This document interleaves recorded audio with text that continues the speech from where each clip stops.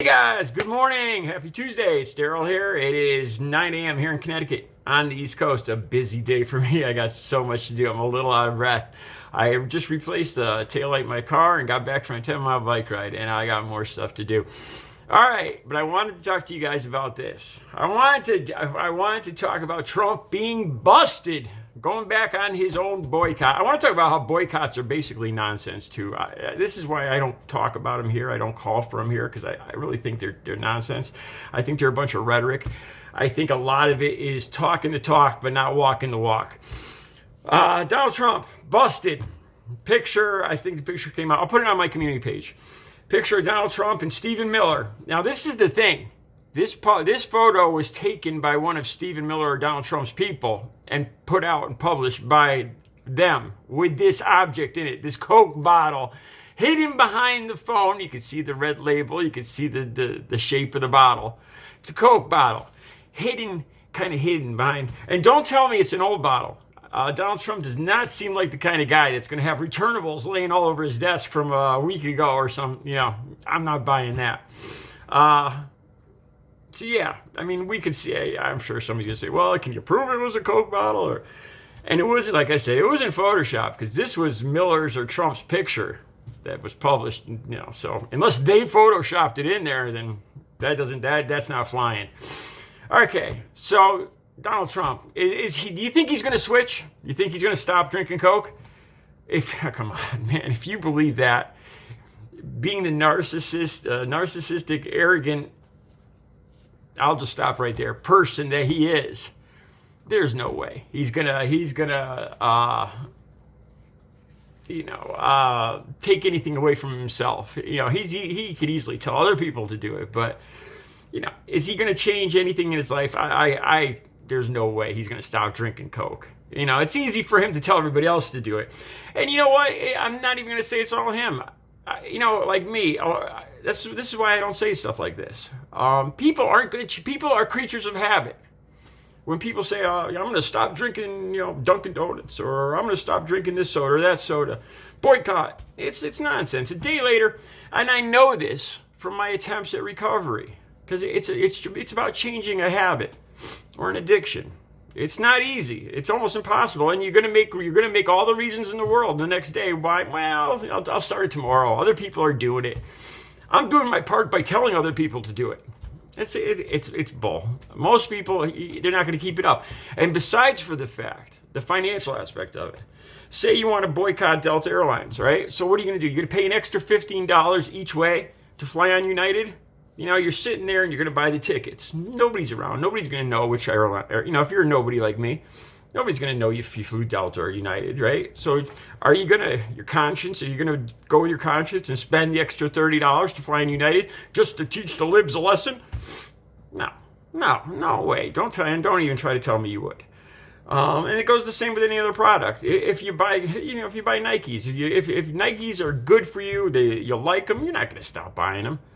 Then you have these people that buy them and then set them on fire. I don't even want to go into the psychology of that.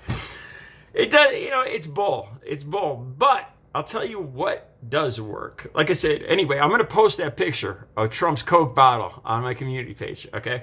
What does work, though, is when you do it en masse, in a group, with group force. Then it works. Take, for instance, like Major League Baseball or Delta. Say, for instance, I had a corporation. If you use empathy, if I had a corporation where, let's say, I was making some kind of a piece of artwork, a mass-producing artwork, and it was wildly popular, like the old fads with Cabbage Patch dolls or whatever, but it was a piece of art. And I was having disabled people, elderly people, I was dropping off the work for them to hand paint it, okay? And we were making good money on this. It's wildly popular. People are collecting them all over the United States. And I'm getting rich. I got a corporation, and these people are working for me, helping me get rich. It's my corporation. And let's say, I don't know, we'll say the Republican Party or whatever. Somebody votes to take away these people's health care or something that would directly affect them. So I would see my employees suffering. This would, directly affect my employees.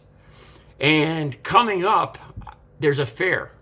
that's mainly a Republican orientated fair or something that I usually go to. But now, through legislation, the Republicans are going to take away my workers' health care.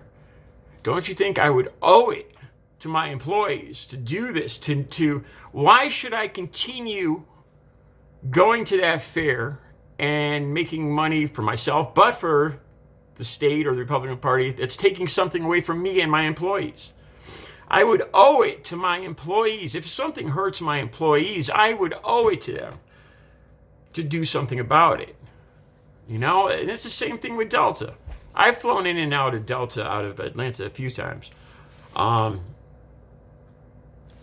think it's got a lot more impact in a group like that.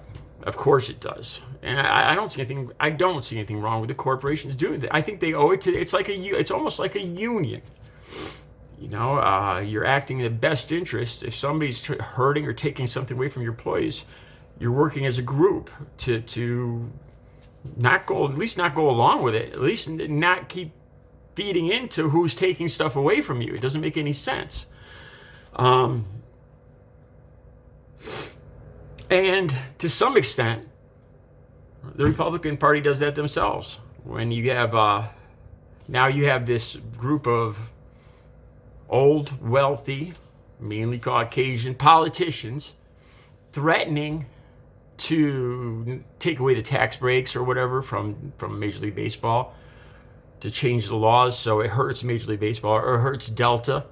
I think with the refueling costs, they're forming their own little union because that's taking away something from them. Now they got their own little union of wealthy Caucasian politicians forming their union to try to get back at Delta. It works more en masse like that, I think. Like I said, the individual boycott where somebody like Donald Trump comes on Twitter and tells everybody, don't drink, we're not drinking Coke, boycott. It's just nonsense. Take a look at the picture. Take a look and tell me if you think it's a Coke bottle. I'm pretty sure it is. So do as I say, not as I do. Good old Trump.